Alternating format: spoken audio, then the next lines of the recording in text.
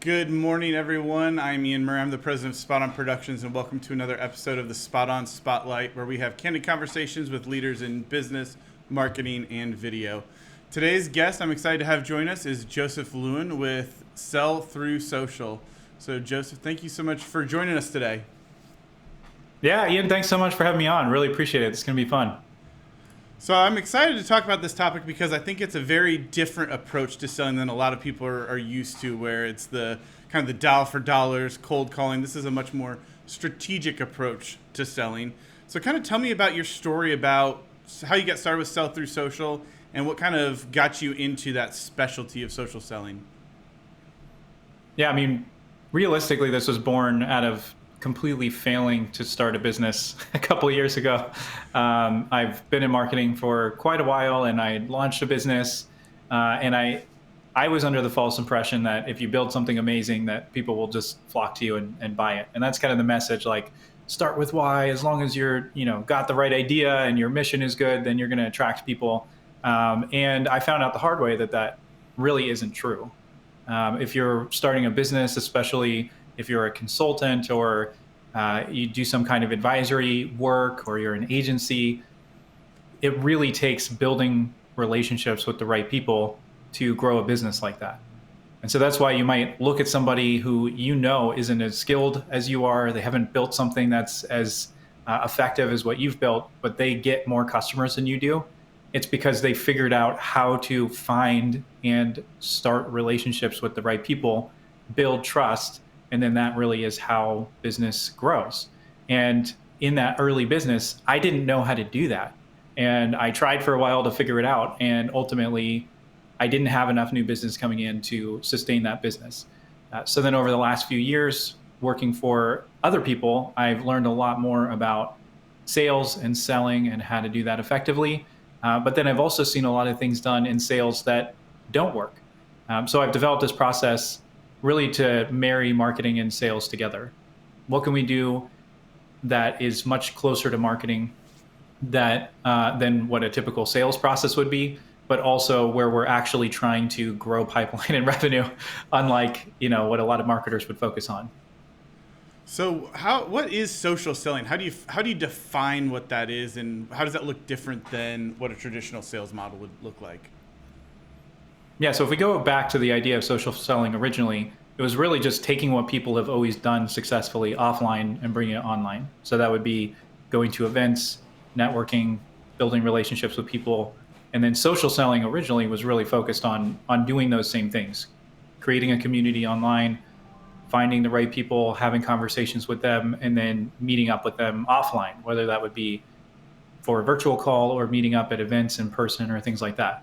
I feel like recently social selling has kind of gotten hijacked to be more like cold pitching people after you connect with them on LinkedIn and, having to play where we're going to just scale up spam and, do that to the point where, yeah, you're going to get some results from that. Because if you send enough junk out, you're going to have the worst kinds of clients who are ultimately going to be desperate enough to find a vendor to work with you.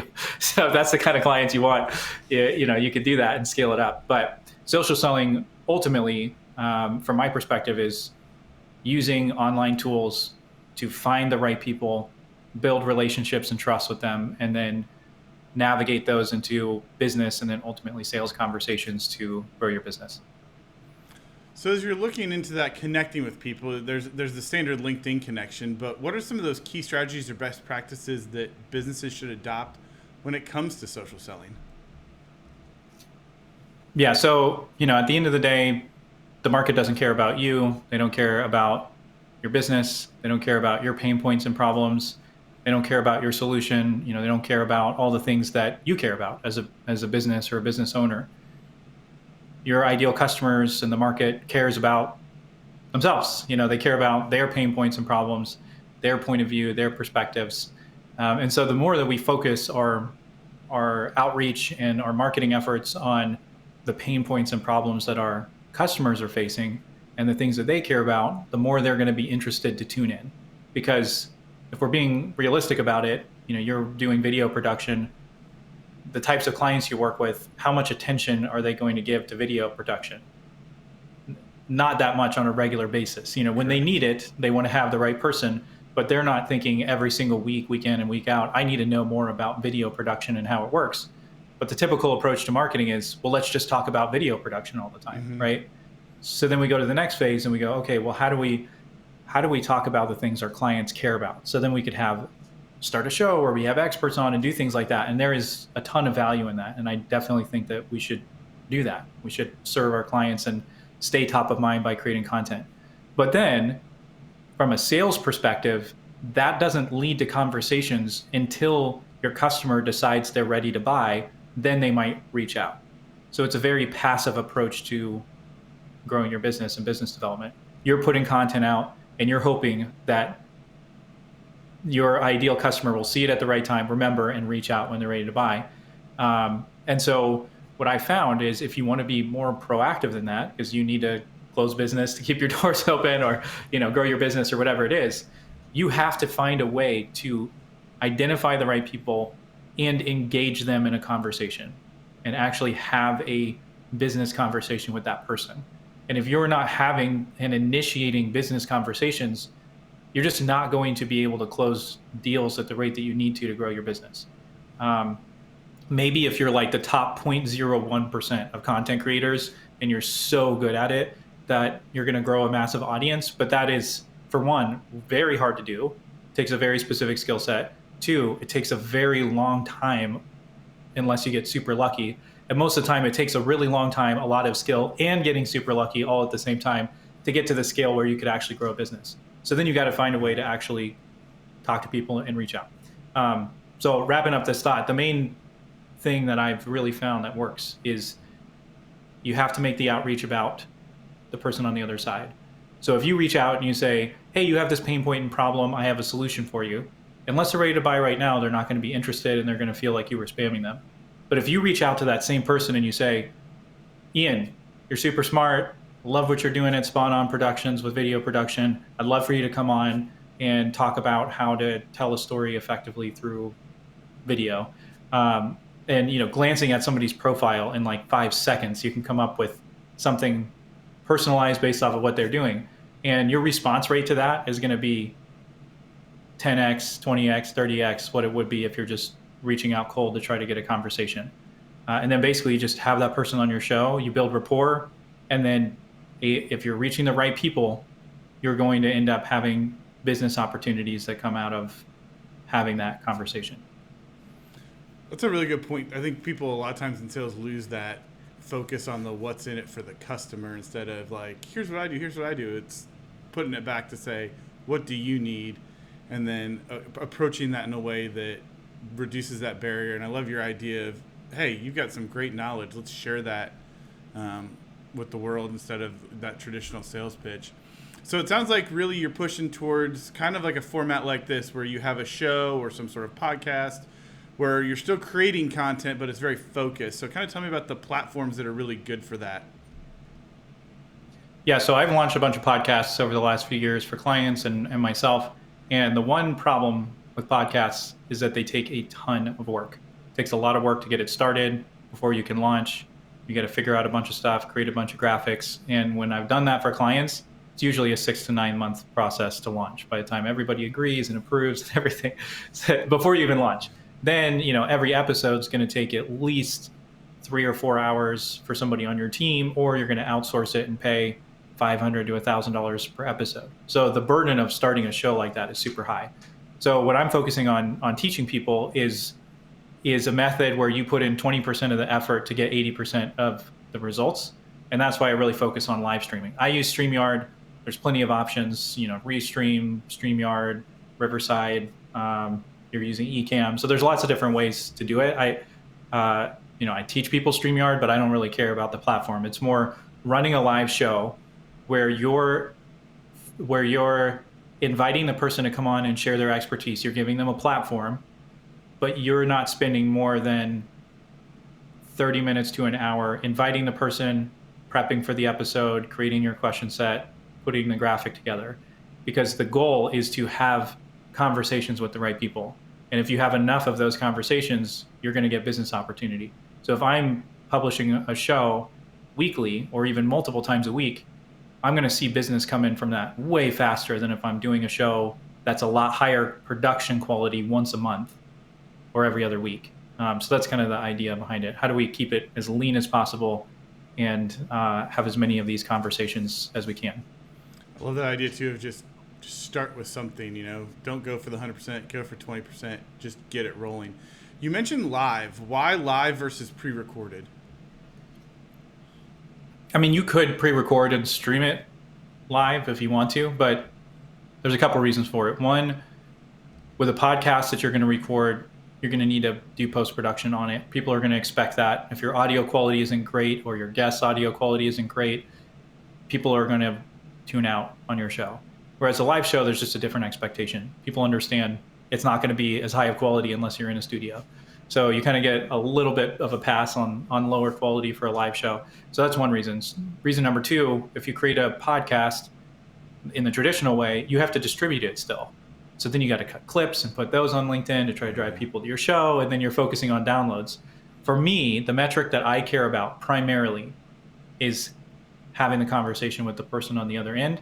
And the live show lets me do that, still gets distribution, still gets it out there, and does that. And then the final reason is it's just easy.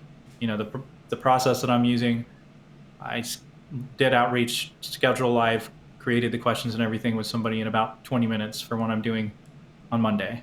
So it's just a lot easier than doing the full production. And speaking of live, my camera just went out on me in the middle of it. Oh no! Technical difficulties. Okay, we're back. The joy of live. So you mentioned a metric of your most important thing is to get people to have those conversations. Are there any other metrics you look at to measure success when you're putting the time and effort into doing something like this? I mean, ultimately, am I closing deals from it? Is okay. The lagging indicator of whether I'm having the right kinds of conversations. But I've just found that if you need to close deals and you need to close, in the next 30, 60, 90 days, 180 days, you have to have conversations with the right people. And some of those are going to be people who are in market and ready to buy and prospects. That's fine. You can have prospects on. It works okay for doing that. You can have people on who are already in your pipeline that you want to build a deeper relationship with. You want to make them look good, help build that trust with them. So those are both ways to potentially close a deal. But I've actually seen deals close faster by having people who have influence in my buyer's world on my show, building trust with them.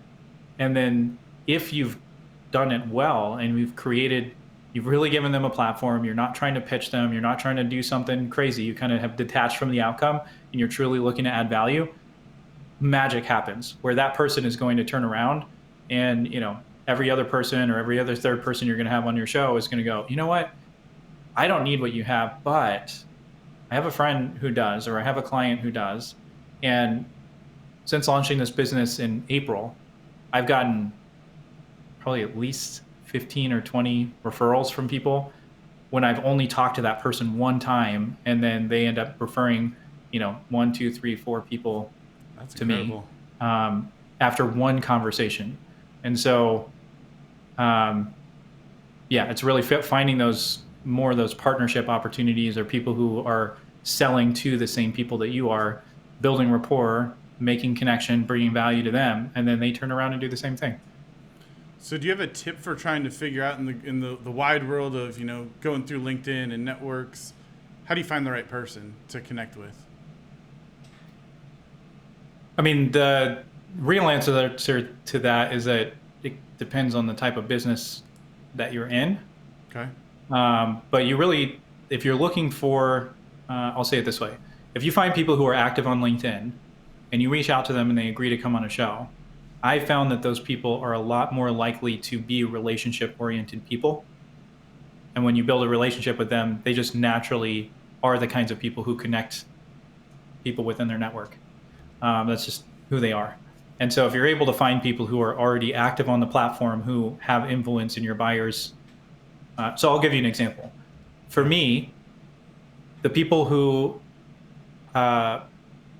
sales consultants who are consulting small to medium-sized businesses, they sell to the same people I do. And a lot of them recognize that they don't focus on generating the initial conversation. They focus on what do you do, how do you manage a discovery call? What are the stages of your sales process? Kind of how do you manage something once you've initiated a conversation with the right person?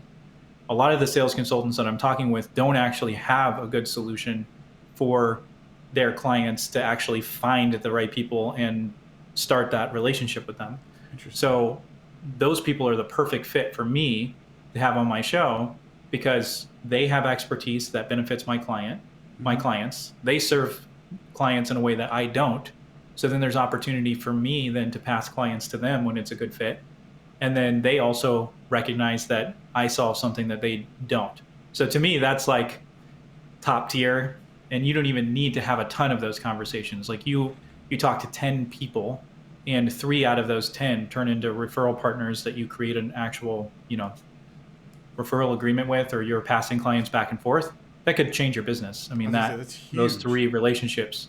And then you mix in a few prospects in there, a few people who are industry influencers who, just have a ton of influence in your buyer's sphere. Then those are the kinds of people that I'm looking for. So you talked earlier about the 20% to get you the 80% results. This can be a daunting thing for people. What are like the first couple steps to start getting towards that 20% when you want to get started in social selling? I mean, to me, it's I've developed this process because I've tried a ton of stuff, and this is the stuff that actually works. So when I'm talking about the 20%, it's basically like over the last, whatever, 8 years that I've been working on B2B marketing stuff, what have I actually seen drive closed deals and what have I not? And the things that I've seen close deals are having conversations with the right people. And the way that I'm seeing those conversations happen are through inviting people onto a show and going to in-person events. Those 2 things lead to business results. Everything else, it's a huge question mark. Like if I put out thought leadership content on LinkedIn every single day, am I going to see business come in from that? Maybe, maybe not. And I've done hundreds of posts on LinkedIn, and the amount of inbound that I've gotten from that is extremely low. And I'm not the best, but I'm also, I would say, well above average at doing that. Yeah, absolutely. Whereas pretty much every single person that's done this process so far has either closed deals from it in the first 90 days, or they've found really important strategic relationships for their business. So for example, a client of mine that I've been working with for a few months just found an advisor for his business. It's a perfect fit, somebody who's been in the industry for a long time. And the guy's basically coming in and advising at a very, very strategic level for his business, making introductions, helping him think through his service offerings for like essentially next to nothing. And he found that relationship by having this guy on his show. So it's, That's awesome. not just closed deals. It's like finding speaking opportunities. So, you heard me speak at the social media show and tell. Matthew Dooley and I have been friends for a while, but it was ultimately through creating this content, launching this business, talking through the process. And he's like, hey, you got to come, speak at this event and do that. And so then, doing this also leads to opportunities like speaking engagements, which can also get you opportunities. And I I'll love stop that. there. I keep monologuing for a long time. I love that idea, though. I mean, because I think you and I originally met at one of the LinkedIn Live events locally, where we just, people took those online relationships, brought them in person, connected, followed up, at social media show and tell through Dooley, which kind of prompted this conversation today. So in the world of selling, it goes back to the people you know, like, and trust for sure. And I think that's somewhat counterintuitive to a lot of what selling advice is these days. It's like it's a numbers game. Just hit enough people and you'll close sales, which is true to some degree. But like you said, that snowball effect of doing the in-person, building relationships will bring you much better results. I'd much rather have 3 referrals than have to go, talk to 100 people to get 3 sold jobs. So I think that's a huge differentiator.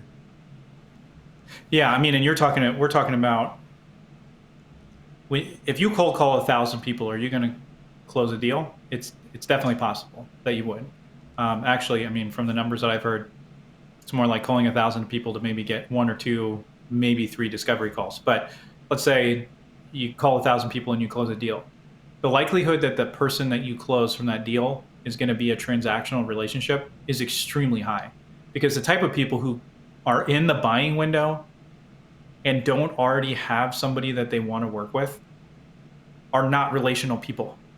They're the kind of people who are looking to get the lowest dollar offer, possible. They're not typically the best kinds of clients. And all the service providers that I've talked to and salespeople I've talked to over the last few years, almost every single one that I ask, where do your best fit clients come from? It's relationships and referrals.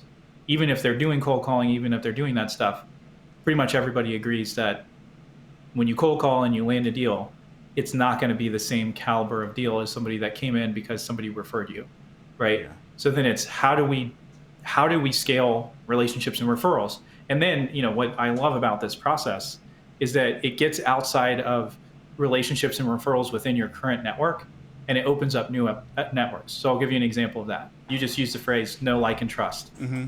That phrase comes from Bob Berg's book, Endless Referrals, where he talks about, I forget the exact phrasing, but he uses that phrase. That's where it originally came from. So then there's this very active community that follow Bob Berg's work. He wrote the book, The Go-Giver, which is another best-selling book. And so he's got this very engaged community. I had no connections in that space at all. A couple months ago, I had Bob on a show that I was hosting. And after the show was done, Bob wasn't going to work with me. He was never going to be a direct client of mine from the show, but I was having him on because he influenced the people who do buy from me. Mm-hmm. After the show's done, Bob goes, "Hey, you need to know my marketing lady, Kim. She's awesome. You're going to get along." He makes an intro. I had a conversation with Kim 2 weeks later, told her about this process, and she's like, "Man, I love it. I want to work with you, but also Bob would really benefit from doing LinkedIn Lives for this upcoming event that we have." So then Kim ends up becoming one of my first clients in this business. That's awesome. And then she's really pulled me into this community of the Go-Giver folks. And I've now run live shows for Bob. I went to their in-person event and did testimonial videos for them there. And, I'm kind of getting pulled into this totally new network of people who think the way that I do. And all of that whole world that's been opened up to me came from one conversation that I had with Bob. And then he makes an intro to somebody else. And, if you're trustworthy, you're relational, you're looking to serve other people first, you're being a go-giver yourself, then the doors will open just from having one conversation. And then you can have a conversation like that every single week by just being intentional about having the right people onto a show, building rapport, adding value, and then intros start rolling in from that. It just, there's a little more nuance to like navigating a post-interview conversation. Like, I won't say it just totally happens. Like, that's part of what I'm teaching people how to do and working through in the process is like, how do you actually go from an interview like this to turning it into a business conversation without being obnoxious? And there's and used car salesy. Yeah, it's there's some art and science to it, but at the same time, it is unbelievable. I'm still, this might sound hyperbolic and like I'm just like, but I'm still surprised at some of the opportunities that I've gotten and other people have gotten from just having somebody on a show. And then they're like, "Hey, you need to come speak at this event," or "I'd like to partner with you," or, "I'd like to resell what you're doing to all of my clients." It's like, what in the world? We've talked once. Or, I had somebody that was a friend of yours on my show, and then they introduce you to me, and now you want to resell what I'm doing to all of your clients. Like, those opportunities don't typically come from a cold call or an ebook download or cold pitching people your products and services on LinkedIn. They come from adding value, giving a platform to other people, making them look good, and then strategically turning those into a mutually beneficial long-term relationship with people. I love that idea of go big. Was that intimidating to reach out to a best-selling author, kind of somebody who's had a massive impact on the field you're in? Oh, I mean, it was the first time. I think that's that Bob's probably like the fourth or fifth author that I've had on on a show. So I'm a little bit more used to it. Actually, it's kind of surprising because a lot of times those people are easier to get on your show. Interesting. They just So don't be afraid to go for somebody bigger is what I hear you saying. yeah, try it out. They might be harder to get something to happen afterward, but in some ways they can be easier to get on your show than a prospect, or because they have nothing to lose and they understand. Like I think one of the main reasons that this process works is because you're truly adding value to the person on the other end. Like Ian, you are adding immense value to me by having me on your show. You're basically highlighting me, what I'm doing, giving me an opportunity to talk about my expertise. I like you a lot more now than I did last week. Right? That's great. Just by the fact of you having me on the show, because you're not doing, and maybe you have some reason for doing it, and that's fine. But at the end of the day, like, you have given me a platform, and authors understand that. That's like how they make money, is by gaining influence. And so when you ask somebody to come on a show and they're unwilling to do that, ultimately it's their loss. Like, that's kind of how I come to think of it, because I'm like, I'm giving you free press and getting you in front of my audience, and you're saying no to that opportunity. Like, I understand if you're getting stuff like that all the time, but if nobody's ever heard of you before and you've never been on a show, and I'm giving you an opportunity to make you look good, it's totally your loss if you say no. So sorry about that. Because I'm giving you something that you would have to pay a lot of money to get otherwise. So anyway. Well, I appreciate you coming on the show, because it helps, I think, the people that we work with. Like you said, I think there's a good symbiosis, because a lot of people that we work with are in sales and are in marketing. So I think this is a very beneficial, kind of different way to think about how you do selling. So as we're winding up here, what's your best piece of business advice that you've ever gotten? Best piece of business advice, I would say it's, essentially just done is better than perfect, that kind of idea. You got to get stuff out there, test it in the market as quickly as possible, fail fast, and be willing to iterate really quickly. And the better you are at doing that, the faster you're actually going to find something that people want to buy. I love that. So Joseph, where can people find you online? I mean, LinkedIn's definitely the best place. Look me up there. Or you can go to sellthroughsocial.com and find out more there. Excellent. Thank you so much for coming on today. This was beneficial for me just as much as I think everybody else who is listening. I'm excited to try to reach out to some bolder folks to have on maybe a future episode. So thank you for that. Yeah, really appreciate it. Yeah, and if people want help with this process, that's what I do. Got group coaching cohorts. I'm launching another one probably later this month, and then do some one-on-one also. So if you're looking to launch a show, you want to try this process out, that's what I do. And all that's on your website, correct? They can get more information, sign up there? Perfect. Absolutely. Well, Joseph, thank you so much for your time. Really appreciate you joining me on a Wednesday morning, and I'm sure you and I'll talk again soon. Yeah, thanks for having me on. It's been fun. All right. Thanks, man.